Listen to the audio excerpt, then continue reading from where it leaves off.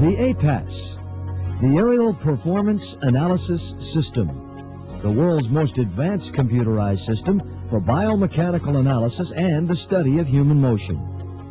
The Ariel Performance Analysis System, or APAS, was developed by Dr. Gideon Ariel, founder of Ariel Life Systems, former Olympic Committee Chairman, NASA consultant, and world leader in biomechanical research. The APAS was instrumental in the development of the lunar and Mars invasion spacesuits. And the APAS is the same system that has made Dr. Ariel a consultant to some of the best athletes on the planet. Among these athletes are Frank Shorter, gold medalist in the 1972 Olympics, Al Orter, former Olympian, Brian Oldfield, world champion in the shot put, the U.S. women's volleyball team, and Mac Wilkins, winner of the gold medal in the 1976 Olympics and world record holder in the discus. This same system can be used by you to diagnose and rehabilitate your patients.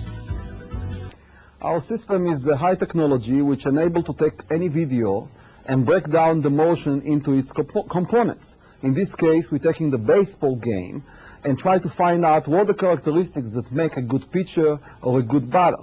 We took an actual game situation and analyzed it, and now we can present the results.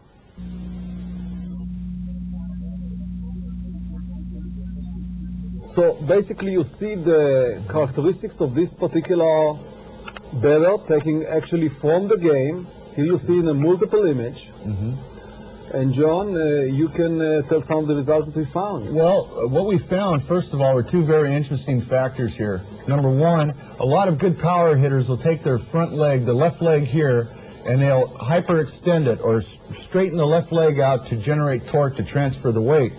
We found out that Jose Conseco has that ability to do so, and he has that movement and its strength right here. Also, he thrusts his right leg into the pitch, which means he drives into the ball, and he creates a lot of torque with his hips by doing this particular movement right here. As you can see, his hips spinning and rotating to create that torque. It's probably why he has a little bit of a lower back problem also. We found that out, that he overswings a lot of times. In other words, his center of gravity or his upper torso swings past the parallel point. So this allows Jose Conseco to give a real good bat swing or torque on the swing. Okay, now we're going to look at Kevin Mitchell, Gideon, and see what we can find out about Kevin. Kevin happened to be one of the biggest power hitters in the National League, and there's some good indications why. He shows a little bit of the characteristics of Jose Conseco, but in a little softer tones, not as big, but still he has some of the same characteristics. And here we see that stiff front left leg, but not as hyperextended as Conseco. And what we're looking at here is a little bit of a hitch, but yet he's got very quick bat speed coming through. And yet we see that V, or the turning of the hips, generating the torque to generate that bat speed, and he gets real good extension out in front. How do we pull up a graph on Kevin Mitchell and see what type of acceleration and torque he's generating? Since velocities are so important, the speed that you move different body segments, I actually will plot different curves, and what you find out that some segments are speeding up and some slowing down. So you see a segment that actually speeding up, especially the side that actually using the bat, where the other side actually slowing down in order to transfer energy.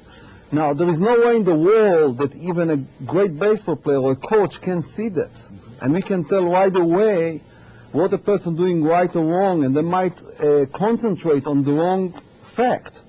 Because as we have experienced now, in some cases we change a little thing, and it made a big difference in the batting or the pitching. Oh yeah. As you see, he was stopping moving the knees just before the impact. Right, exactly. Transferring his weight over them. Right? For look on the video, it appears like it happened at impact, but it really blocked it before. And if you see, there is no follow through with his upper body. In fact, almost it seems like he's going back with the upper body. Exactly. And this is a very important characteristic. We found the same thing in other sports, in golf, in track and field, and things like where you have to transfer forces into the last segment. In this case, will be the bat.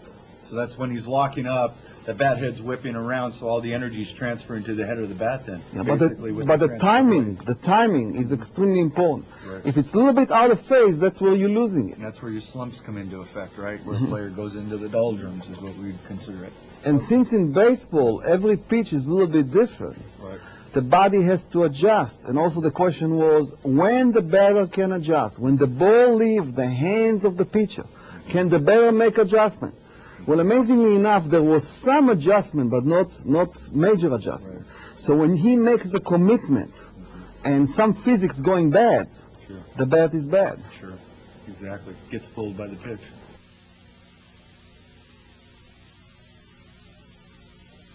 Okay, this is Nolan Ryan's movement, and what we're seeing here are the best mechanics in baseball by a pitcher, bar none.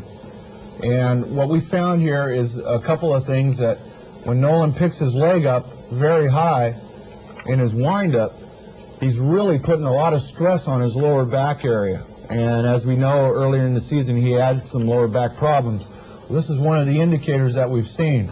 But other than that, that's how he gathers himself to throw the pitch properly. As you can see, his elbow is up just fine and perfect, and his extension is very good, and his drive is tremendous. He has tremendous drive from his back leg.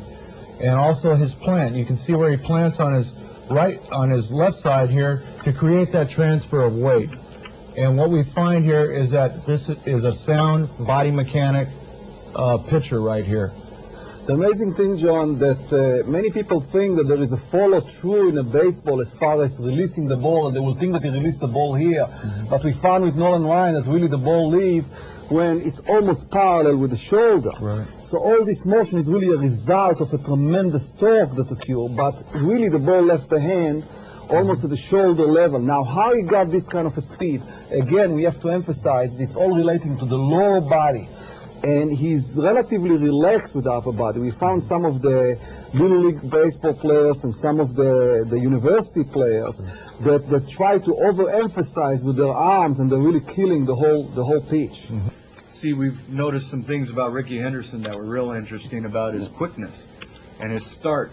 So what we did was we analyzed his start, how he takes off. And It's amazing that when he starts, his speed, it's almost like starting in a 100-meter sprint. Right. Because when he drives with his leg, I mean, we didn't see too many baseball players can do that. No. And the acceleration is amazing there. He's basically a sprinter that happened to be a baseball player. Exactly. I mean, the acceleration factor was one step and he's at full speed, and I think this is a key factor for Ricky Henderson when he steals bases. He gets that good jump.